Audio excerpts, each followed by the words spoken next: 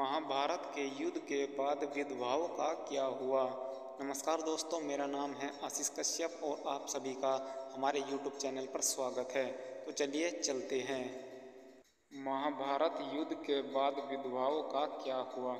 महाभारत युद्ध पौराणिक युग में लड़ा गया था सबसे बड़ा युद्ध था, जिसमें लाखों की संख्या में योद्धा वीरगति को प्राप्त हुए थे। इस युद्ध की विभिक्षा ने संपूर्ण भारतवर्ष को लगभग योद्धा विहीन कर दिया। कुरुक्षेत्र में भाग लेने वाले सभी योद्धा पुरुष थे, लेकिन दर्शकों, क्या आप जानते हैं कि युद्ध के बाद वीरगति को प्राप्त हुए सैनिकों की पत्नियों का क्या हुआ। आइए मिलकर जानते हैं क्या हुआ था महाभारत युद्ध के विधवाओं का। युधिष्ठिर का राज्याभिषेक।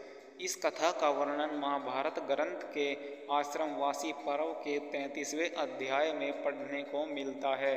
कथा के अनुसार महाभारत युद्ध के पश्चात पांडु पुत्र युधिष्ठिर का हस्तिनापुर के नरेश के रूप में राज्याभिषेक हुआ।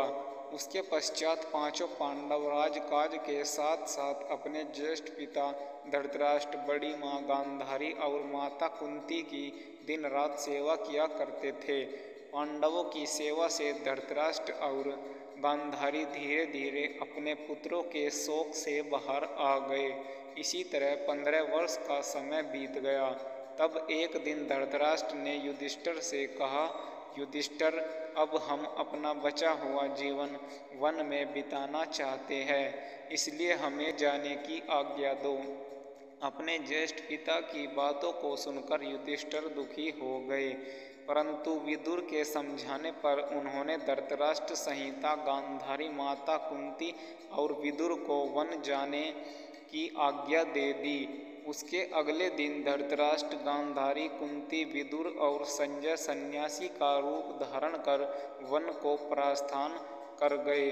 पांडवों का अपनी माता से मिलना।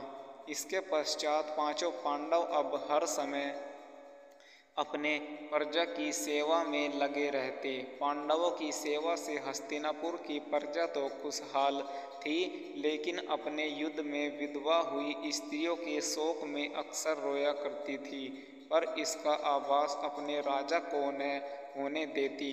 कुछ समय पश्चात एक दिन पांडवों में सबसे छोटे सहदेव को माता कुंती से मिलने की इच्छा हुई। सहदेव ने अपनी इच्छा शेष चारों पांडवों से जाकर कहा। सहदेव की बातें सुनकर शेष तीनों पांडव भीम, अर्जुन, नकुल और उनकी पत्नियों के मन में भी माता कुंती से मिलने की इच्छा जागृत हो उठी। यह देख हस्तिनापुर नरेश युधिष्ठिर ने वन जाने के लिए आवश्यक तैयारियां करने का आदेश दे दिया। धृतराष्ट्र, पांडु और विदुर के जन्म की कथा। अगले दिन पांचों पांडव द्रौपदी के साथ वन की ओर चल पड़े। यह देख हस्तिनापुर के निवासी भी उनके साथ चल पड़े। उन लोगों में वो विधवा स्त्रियां भी थीं जिनके पति महाभारत के युद्ध में वीरगति को प्राप्त हुए थे। वन पहुंचकर पांचों पांडव उस आश्रम में गए जहां सभी निवास कर रहे थे। बाकी के हस्तिनापुर निवासी उसी आश्रम के आसपास निवास करने लगे। महर्षि वेदव्यास का वन में आना।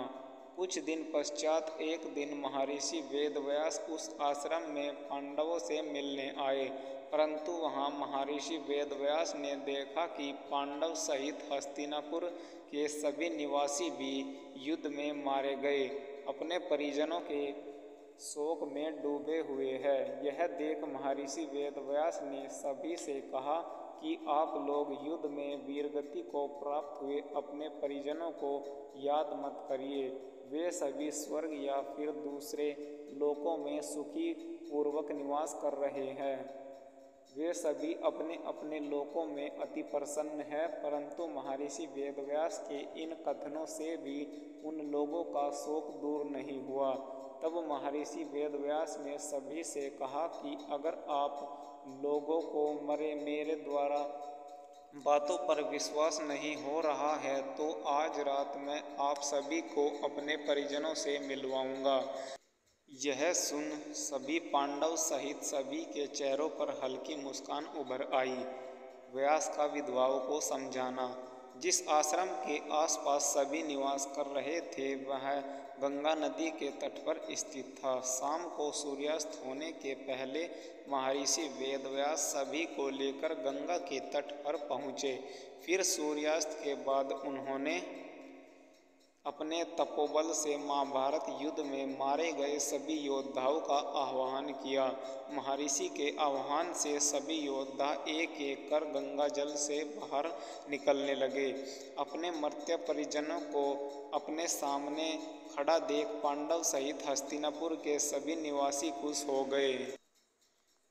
फिर सभी ने अपने परिजनों से बात की। तब जाकर उन्हें विश्वास हो गया कि उनके बंधु बांधव मृत्युलोक के सभी कष्टों से मुक्ति पाकर अपने अपने लोकों में प्रसन्नता पूर्वक निवास कर रहे हैं।